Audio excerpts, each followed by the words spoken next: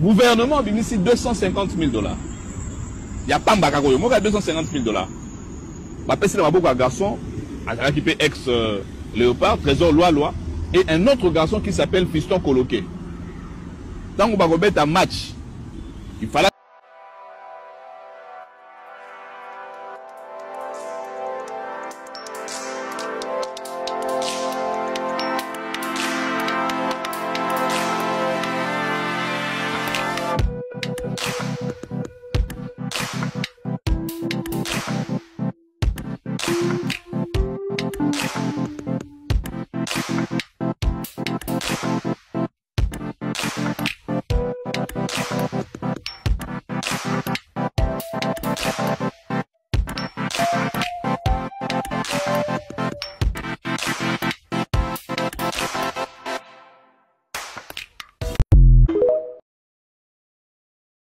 Mesdames et messieurs, bonjour, bonsoir. Donc,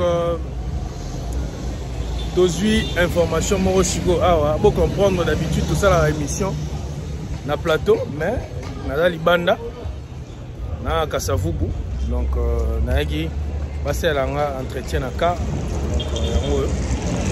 Donc, voilà, à Ezaboé. Comme vous le savez, global, les chaînes, il y a actualité, chaîne à promotion, donc le lot rapidement. Quand on est sur la vidéo, donc drone na biso mataki, donc on peut dans la vidéo moko batinde di biso awa toujours dénoncer en moka kala cadre, toujours quand ndenge zalaka. Donc na yango wana koloba boye.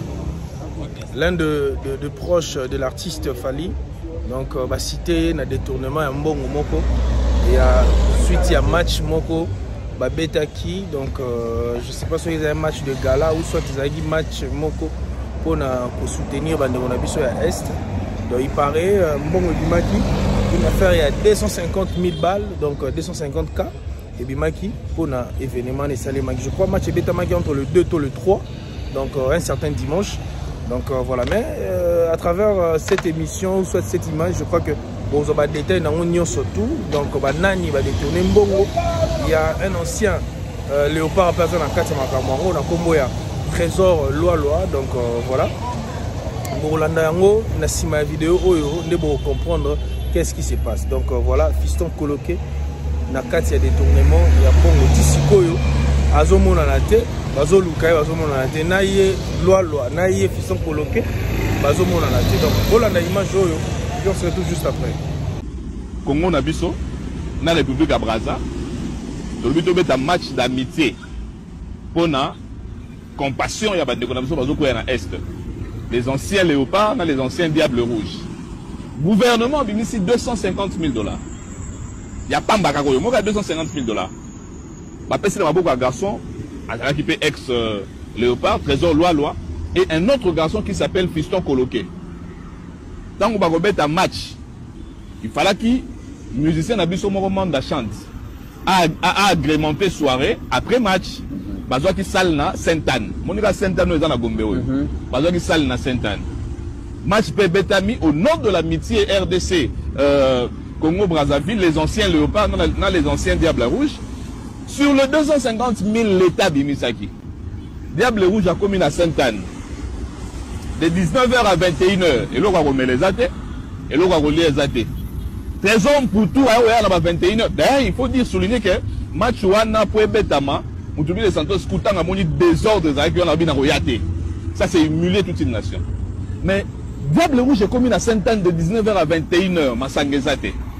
Si vous avez commis au sommet Massangaya Libanda, où il y a 3000 francs à Pessi, si Trésor pour tout a joué une partie en charge, il y a Bapaya, à Mélissi Bango assez frais. Alors que l'État avait abimisaki 250 000 dollars pour cet événement.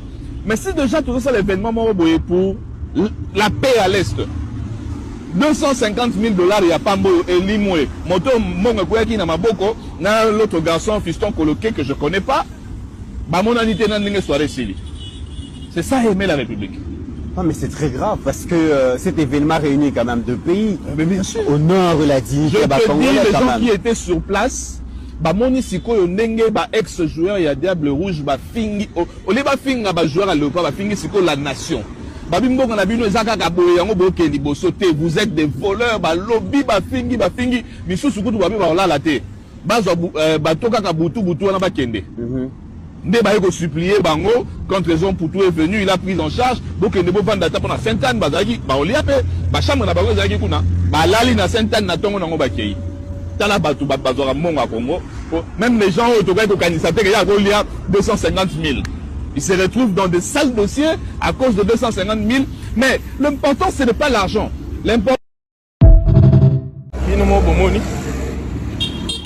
Donc, il y a l'obaming, ils ont TVza Radio, TVza Radio, pour tenir biso rigueur. Tout ça, on a pour l'actualité, tout ça, on a pour avoir symbole.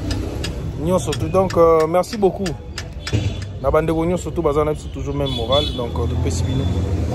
Salam et check.